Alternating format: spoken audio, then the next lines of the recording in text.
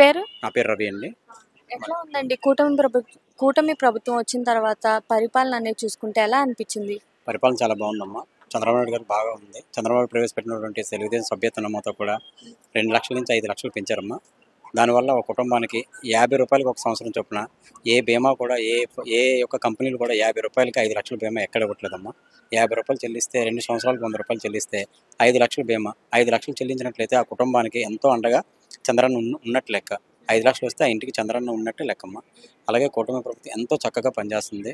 అన్ని కార్యక్రమాలు చక్కగా, అలాగే నారా లోకేష్ గారు చూసుకున్నట్లయితే విద్యారంగంలో ఎన్నో ఉన్నత స్థాయి పదవులు ప్రవేశపెట్టి త్వరలో రిలయన్స్తో కూడా ఎన్నో కోట్లతో పెట్టుబడి పెట్టి బయోగ్యాస్ కంపెనీలు కూడా తీసుకురావడానికి, బయో ప్లాంట్లు కూడా నిర్మించడానికి రిలయన్స్ కంపెనీ కూడా ముందుకొచ్చిందని చెప్పడం జరుగుతుంది.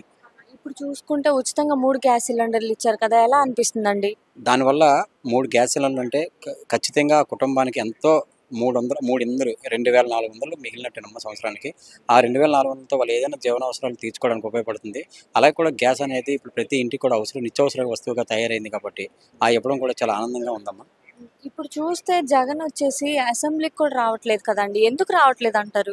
అది ఒక మూర్ఖత్వం అమ్మ. ఎందుకంటే మీరు గమనించండి, 18 మంది ఉన్నప్పుడు 18 మందిలో మిమ్మల్ని 5 లాక్కున్నట్లయితే 23 మంది ఉన్నారమ్మా. 23 మందిలో మిమ్మల్ని 5 లాక్కుంటే మీకు ప్రతిపక్ష హోదా రాదు అన్న వ్యక్తే ఈరోజు నాకు ప్రతిపక్ష హోదా ఇమ్మంటున్నాడు. అది కూడా 18 మంది కూడా కాదు, 11 మంది ఉండి ప్రతిపక్ష హోదా అడుగుతున్నాడండి. నిజంగా ప్రజలు గెలిపించిన వ్యక్తి. 11 మంది గెలిచారు. 11 మంది కూడా శాసనసభకు వచ్చి వాళ్ళ సమస్యలు చెప్పుకున్నట్లయితే ఆ సమస్యలు పరిష్కారం అవుతాయి కదమ్మా. కనీసం ఎందుకు రావట్లేదు ఎవరికి తెలియట్లేదు. మూర్ఖత్వంగా బిహేవ్ చేస్తున్నాడమ్మా. ప్రతిపక్ష పార్టీలో ఉన్నప్పుడు మరి అసెంబ్లీకి అనేది ఖచ్చితంగా రావాలి కదా. రావాలమ్మా. మరి రావాలని ఆ రోజు కూడా మనల్ని రమ్మన్నారు. 23 మందిలో ఒక 5 లాక్కుంటే మీకు ప్రతిపక్ష హోదా పోద్ది, మీ ప్రతిపక్ష హోదా పనికిరాదన్నాడు. ఈరోజు ప్రతిపక్ష హోదా కావాలని స్పీకర్కి లెటర్ పెట్టడం హాస్యాస్పదంగా ఉంది. ఇంకోటి ఏంటంటే ఆయన ఎందుకు రావట్లేదు కూడా ఎవరికి అర్థం కావట్లేదు. మూర్ఖత్వంగా నాకు ప్రతిపక్ష హోదా కావాలని, నేను ప్రతిపక్ష హోదా వస్తేనే శాసనసభలో అడుగు పెడతాను అనడం కూడా మూర్ఖత్వం. జనాలందరూ కూడా చదువుకున్నారు, జగన్ అందరికీ కూడా నాగరికత అలవాటైంది. కాకపోతే ఆయన మూర్ఖత్వంగా వస్తే వీళ్ళందరికీ కూడా గుడ్ మార్నింగ్, గుడ్ ఆఫ్టర్నూన్ నమస్కారాలు పెట్టాలి, స్పీకర్కి నమస్కారం పెట్టాలి మెయిన్ అనే ఉద్దేశంతోనే రావట్లేదని మేము అంచనా. అంటే గత వైసీపీ అధికారంలో ఉన్నప్పుడు చూసుకుంటే చాలా వల్గారిటీ లాంగ్వేజ్ అనేది యూజ్ చేసి చాలా మాటలు అయితే అన్నారు కదా. కూటమి వచ్చిన తర్వాత అలా ఎవరైతే మాట్లాడారో వాళ్ళందరి మీద ఇప్పుడు కేసులు అనేది పెడుతుంది కదా, మీరేమంటారు? పెట్టడం సహజం. ఈరోజు ఈ పార్టీ ఆఫీస్ మీరు చూసుకున్నట్లయితే ఈ గేట్ లాంటి బద్దలగొట్టి, గేట్ల ఎర్రగొట్టి, అద్దాలాంటి పగలగొట్టి వచ్చారు. కూటమి ఈ కేసులు పెట్టడం అనేది చట్టపరంగా వెళ్తుందా, లేదంటే కక్షపూరితాలు అంటారా? ఇవి చట్టపరంగా వెళ్తుందమ్మా. ఆ రోజు ఇక్కడ కూడా కేసు ఫైల్ అయింది. ఎవరైతే బద్దలు కొట్టారో వ్యక్తులపై కేసు పెట్టారు. ఆ కేసు పెట్టిన వాళ్ళు ఈరోజు యాక్షన్ తీసుకుంటున్నారు తప్ప ప్రత్యేకంగా ఈ రోజు ఏం బద్దలు కొట్టలేదు. అప్పుడు వాళ్ళ ప్రభుత్వంలో బద్దలు కొట్టినప్పుడు ఎవరైతే ఉన్నారో వాళ్ళ మీద కేసులు పెట్టి గవర్నమెంట్ యాక్షన్ తీసుకుంటుంది.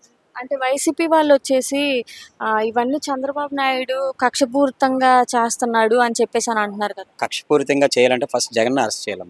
ఎందుకంటే చంద్రబాబును అరెస్ట్ చేశారు, మీ అందరికీ తెలుసు. ఈ రోజు కూడా కేసు కొట్టేసింది, అందులో ఎటువంటి ఆధారాలు లేవని. అప్పుడే చంద్రబాబును అరెస్ట్ చేయాలి, జగన్ అరెస్ట్ చేయాలి. కానీ ఎందుకు చేయలేదు? జగన్ టైం వస్తే జగన్ యొక్క ఆరోపణల మీద ఎవరైనా కేసు ఫైల్ చేస్తే ఆ కేసు నిరూపణ జగన్ అరెస్ట్ అవుతారు.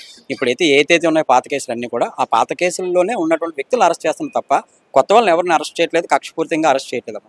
ఒక మాటలో ఏం చెప్తారండి కూటమి ప్రభుత్వం గురించి? ప్రభుత్వం చాలా బాగుందమ్మా. కానీ మేము అందరికీ మీ ద్వారా తెలియజేస్తుంది వచ్చి ఒక 5 నెలలు అవుతుంది, 6 నెలలు అవుతుందమ్మా. ఇంకా టైం వేస్ట్ చేస్తే గవర్నమెంట్ ఇంకా ఎన్నో కార్యక్రమాలు ఉన్నాయి. మహిళలకు ఇవ్వాల్సిన 1,500 ఉన్నాయి, తర్వాత ఏమో నిరుద్యోగ భృతి ఉంది, తర్వాత ఏమో విదేశీ విద్యలు ఉన్నాయి. ఇవన్నీ ప్రవేశపెడతారు. మనం కూడా గవర్నమెంట్ని ఇబ్బంది పెట్టకండి. గవర్నమెంట్కి ఇంకా టైం ఇవ్వాలి. వాళ్ళు ఇంకా ప్రవేశపెట్టి జనవరిలో ప్రవేశపెట్టారు. మన ఆల్రెడీ 2 పథకాలు ఉన్నాయి. త్వరలో 1,500కి కూడా బడ్జెట్ ప్రవేశపెట్టారు. ఇవన్నీ కూడా జరుగుతాయి. కంగారు పడకండి. కూటమి ప్రభుత్వం చాలా ఆనందంగా ఉంటుంది, చాలా ఆనందంగా పరిపాలన చేస్తుంది.